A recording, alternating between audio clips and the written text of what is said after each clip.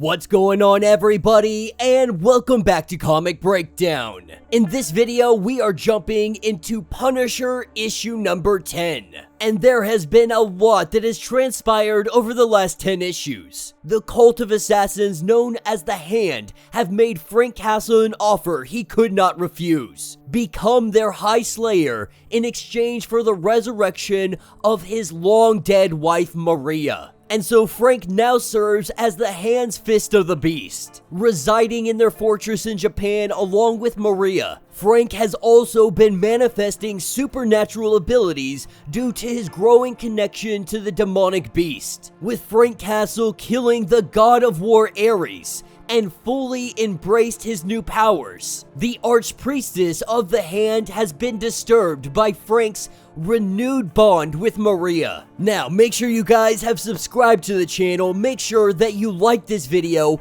and with that being said, let's dive into this breakdown. Alright gang, so as we dive into issue number 10, it opens up with a gory scene of people in pieces falling out of a plane. This comes with a news report. In the skies over Argentina, at approximately 11 a.m. local time, a commercial flight had reported that they had flown into the unthinkable, a hail of body parts at 40,000 feet. The jet seen here reportedly belonged to sex trafficker August Smith, one who had been evading international authorities for months now. We see a yacht that is sinking into the ocean, and we see General Illa Vox being killed by none other than the Punisher. The general believed that he was safe, even calling this bunker Punisher-proof. Obviously, that is not the case. It has been a bad day for some of the worst human beings on the face of this earth.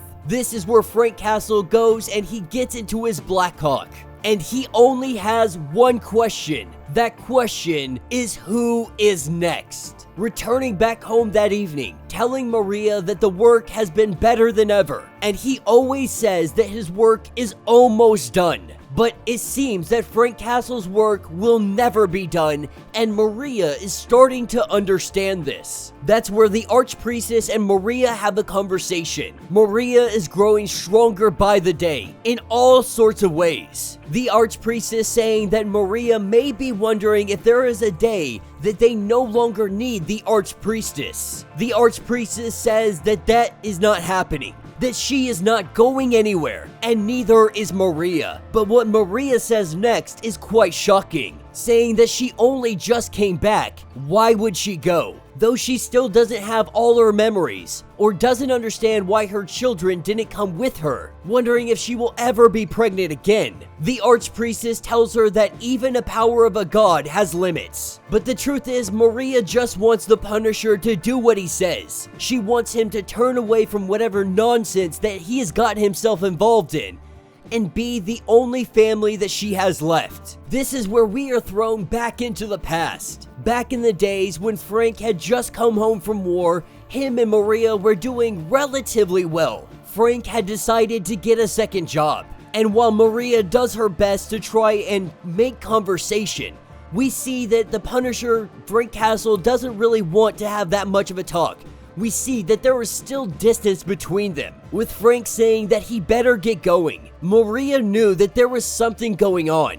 There was a secret that he was keeping, and what she learned what he was truly doing. He was headed to Rikers Island. There was an execution that had been scheduled. He came in quietly, never said anything to anyone. From what she saw, he just liked to be there. He liked to watch the executions. And Frank would come home. The nights after an execution, he'd fall asleep right away. He would sleep like a baby. He would come home and go right to sleep so that he wouldn't have to touch his wife after seeing his other lover. That lover being death. Picking up back in present day with Frank telling his wife that this is all ending soon. This is the same thing he says every single day. After today, the work will be done. Frank Castle goes out there and he does his work. It is always the same thing over and over again. This time, Maria tells him to don't come home again. Don't come home until you are coming home.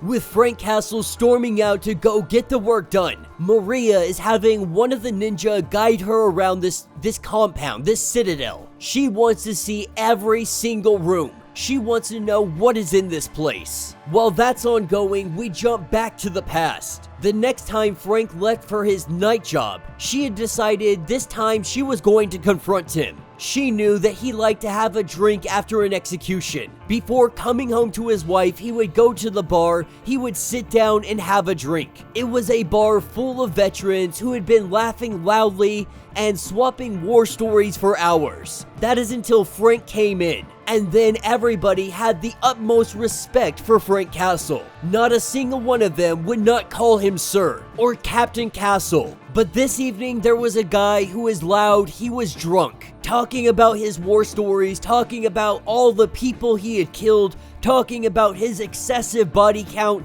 so on and so forth. Guys like this, in real life, they're usually not the guys that have ever pulled the trigger. One that will sit there and brag about all the people he has killed. These are usually the fakes. But this guy's getting loud, he's getting rowdy, he is just absolutely obliterated drunk, and he starts getting all over Frank Castle. Going on about these stories, Frank is unable to hold back his rage. We see Frank completely annihilate this guy's face. And everybody sat there watching, mesmerized. What Frank didn't know is that Maria was in the corner of the bar. She was sitting there waiting to confront him. It took 10 men to drag Frank Castle off of this guy. That day, she saw Frank Castle for the man that she married. Perhaps for the very first time, she understands who Frank is. That night, he had slept like a rock, perhaps more than he had in whole months. She never said a word about that day. What was truly frightening to her, for a moment, watching him almost kill that horrible man,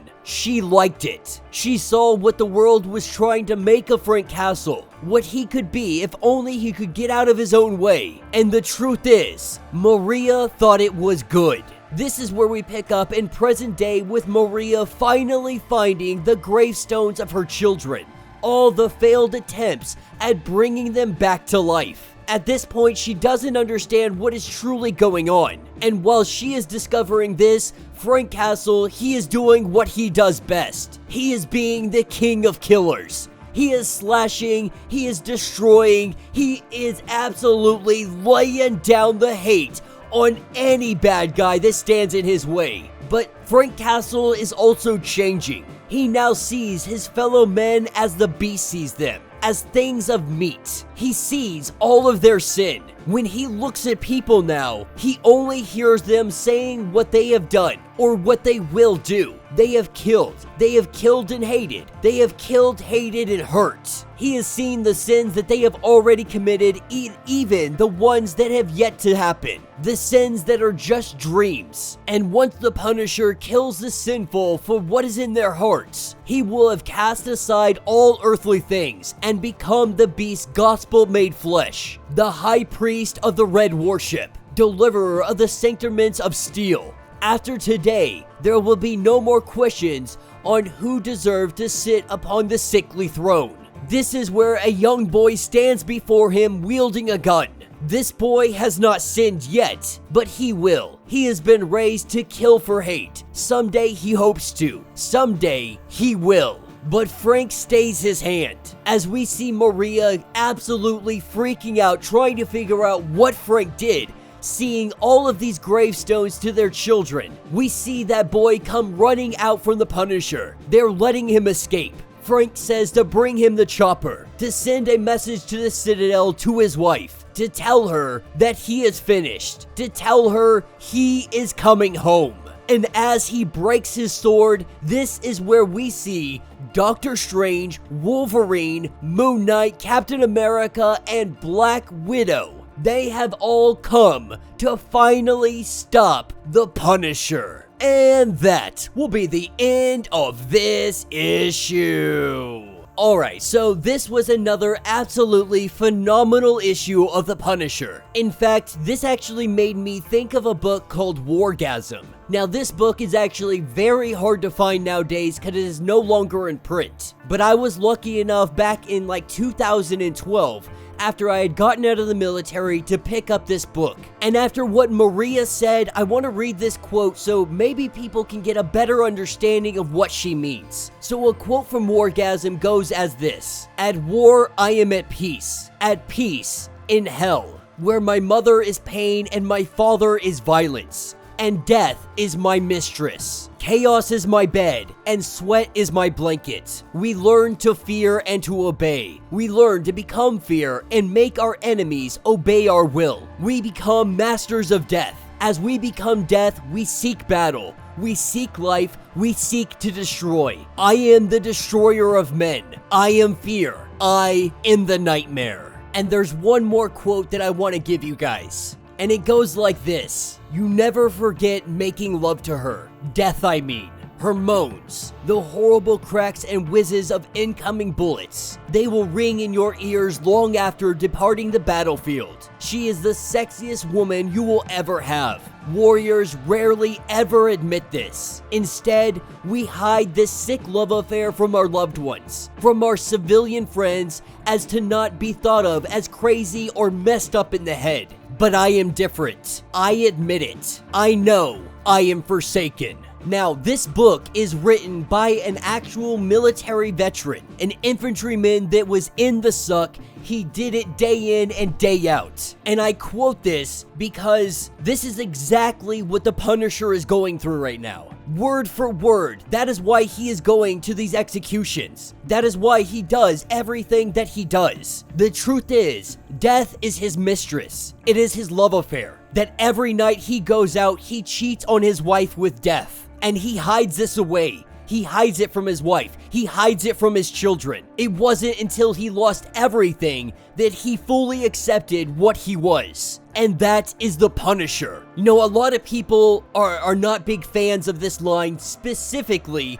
because of the symbol that the Punisher has changed. But if that's the only reason you're not reading this comic, I really do feel bad for you, because this 100% is written beautifully.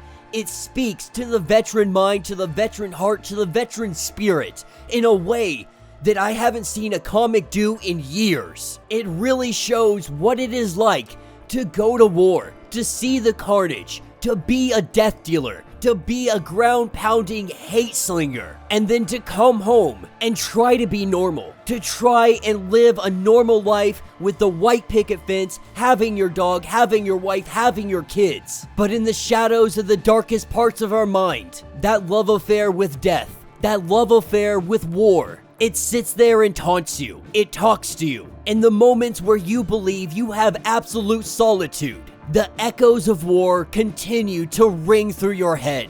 But let me know your thoughts, let me know your theories. If you would like to get completely caught up on everything that has been going on with the Punisher, be sure to check out the links in my description as well as the top of this video. It will get you completely caught up on everything going on with this series. If you would like to support the channel, you can always do so by joining the channel membership.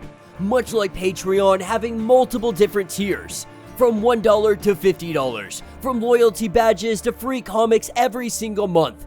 Not only does this help out the channel tremendously, but you are getting tons of perks in the process. If you are unable to do that, do me a favor, subscribe to the channel, like this video, hit that notification bell, and with that being said, until the next breakdown.